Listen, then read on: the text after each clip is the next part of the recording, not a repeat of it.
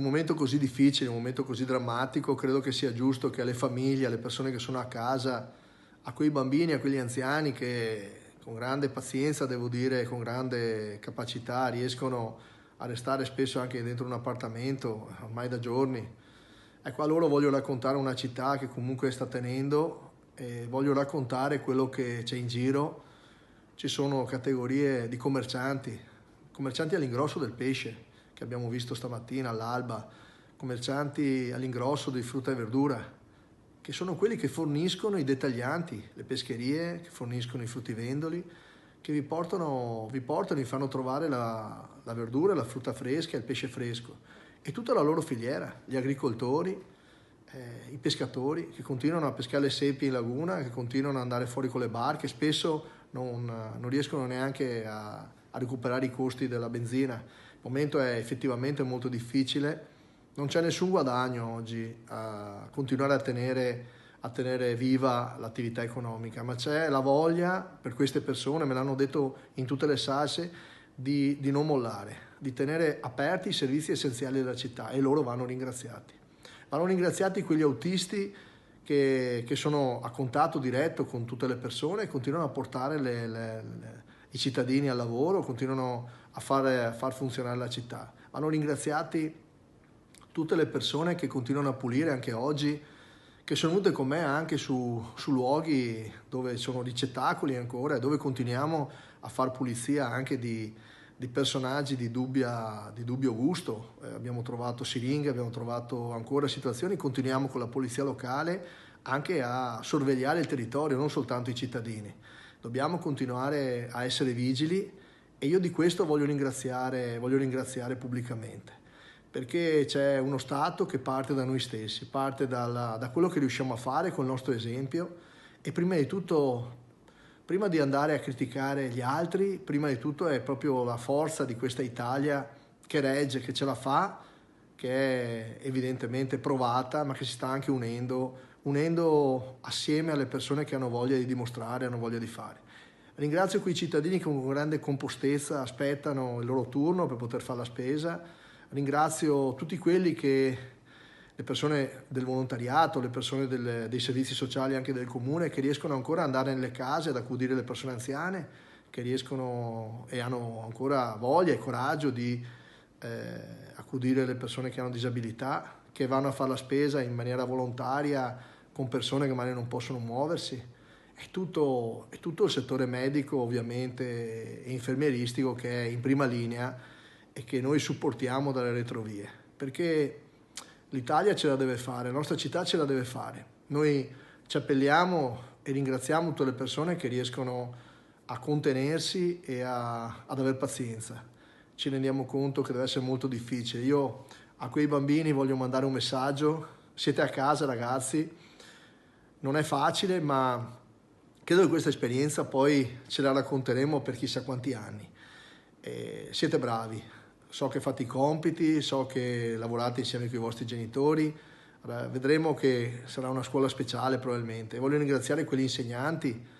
che si sono attrezzati per potervi dare i compiti, per farvi in molti casi anche le lezioni tramite internet, sui social. Ognuno fa quello che può e credo che sia l'atteggiamento più giusto, più bello di una città, di un popolo che si unisce, che vuole unirsi.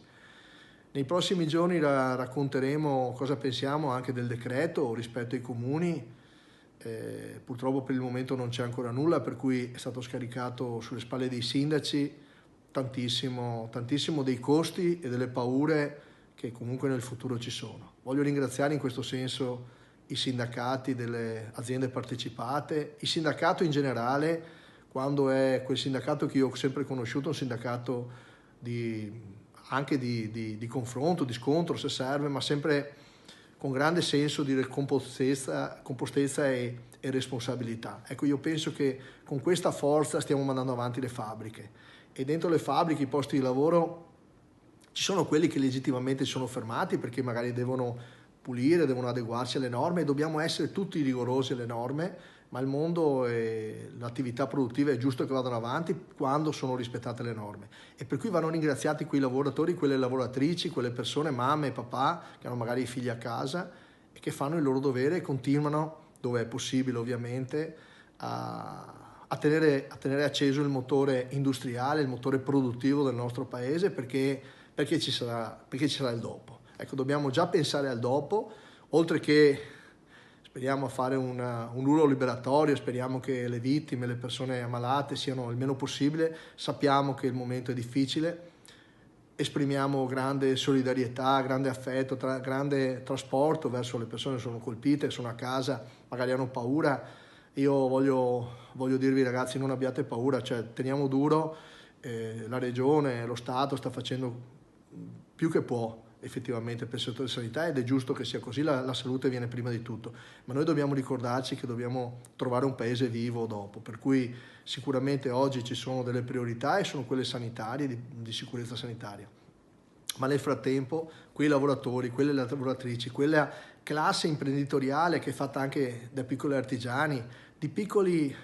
professionisti, tanti professionisti che devono restare sul pezzo per forza, perché devono fare le buste paga, gli adempimenti burocratici che sono necessari perché la macchina intera italiana vada avanti. Ecco, tutte queste persone, anche gli impiegati del comune che devono restare a servizio anagrafe perché continuano a nascere bambini, perché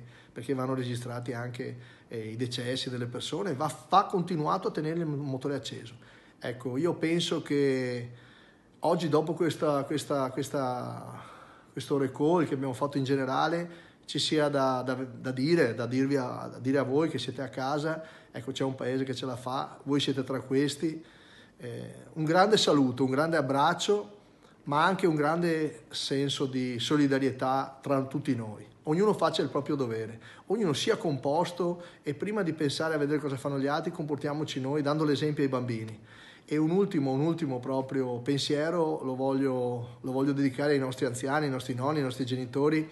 che in qualche caso ovviamente vivono con apprensione questo momento. I nostri anziani in casa di riposo, che non voglio perdono il sorriso, è un momento difficile, però comprendiamo, sappiamo, siamo sul pezzo e speriamo appunto di poterlo festeggiare questa fine di questo incubo il più rapidamente possibile. Grazie ai cittadini di Venezia, grazie agli italiani, grazie perché così in questo momento possiamo veramente costruire un paese che deve basarsi sulla fiducia e sul nostro rispetto e il nostro amore. Le polemiche le lasciamo ad altri momenti, ad altre persone.